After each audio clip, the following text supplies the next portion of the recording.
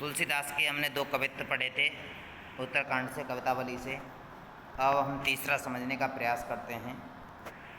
तो यहाँ पर लिखा हुआ है, धूत कहो अवधूत कहो, रजपूत कहो जोलाह कहो को, काहू की बेटी सो बेटा ना ब्याहव, काहू की जाति बिगाड़ ना सो। तुलसी सर नाम गुलाम है राम को, जाको रुच सो कहे कछ ओ, मांग के खेबो मसीत में सोएबो, लेवे को एक न देवे को दोए। यहाँ पर तुलसीदास जी कहते हैं कि कोई मुझे धूत मीन्स मूर्ख कहे, अवधूत कहो, चाहे मुझे कोई विद्वान कहे, कि चाहे मुझे कोई मूर्ख कहे चाहे विद्वान कहे, रजपूत कहो, चाहे मुझे कोई राजपूत वंश मीन्स क्षत्रिय वंश का, क्षत्रिय कुल का कहे, जोलाहा कहो कोई, चाहे मुझे कोई जुलाहा वंश का निम्न जाति का समझे, मुझे उससे कोई भी फर्क नहीं पड़ता। काहू की बेटी सो बेटा ना ब्याहवे, मुझे किसी की बेटी से अपने बेटे का विवाह नहीं करना है। सो काहू की जाति बिगाड़ ना सो किसी की मैं जाति बिगाड़ दूंगा।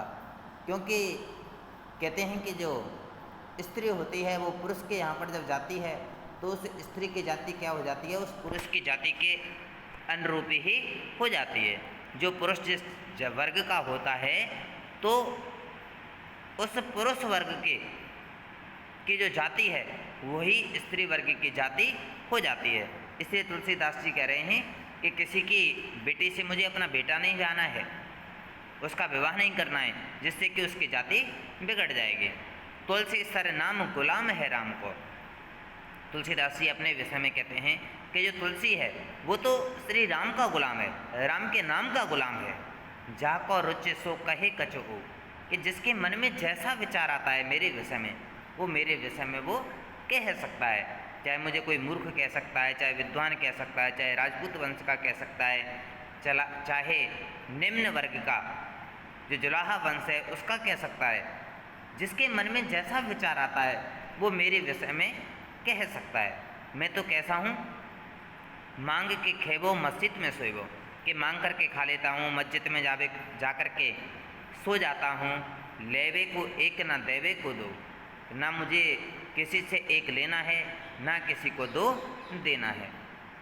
उनका तात्पर्य था कि मुझे सांसारिकता से कोई भी तात्पर्य नहीं है, कोई भी मतलब नहीं है, कि मैं जैसा हूँ वैसा ठीक हूँ।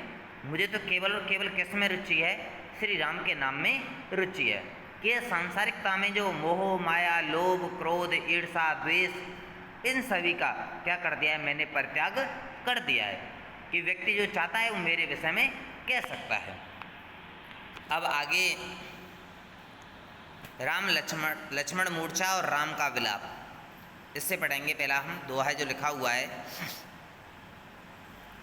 ये उस समय की बातें है जब लक्ष्मण जी मूर्छित हो जाते हैं तो जो हनुमान हैं वो संजीवनी बूटी लेने के लिए जाते हैं।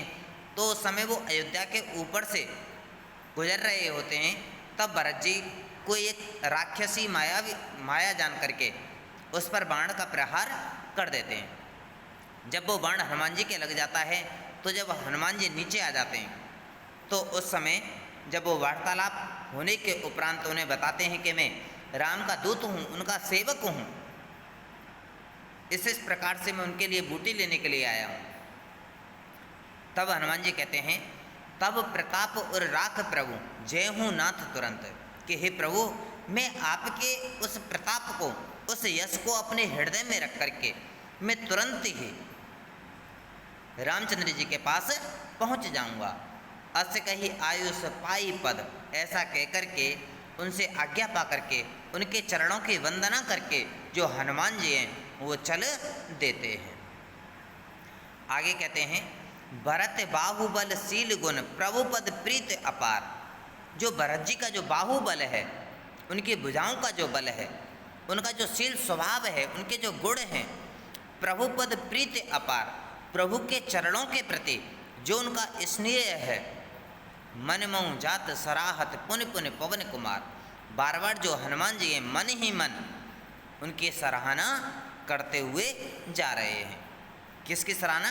भरत जी के भुजाओं के बल की, उनके शील स्वभाव की, उनके गुणों की, प्रभु के प्रति, प्रभु के चरणों के प्रति जो उनका स्नेह है उसकी वो बार बार जो हनुमान जी उनकी सराहना कर रहे हैं।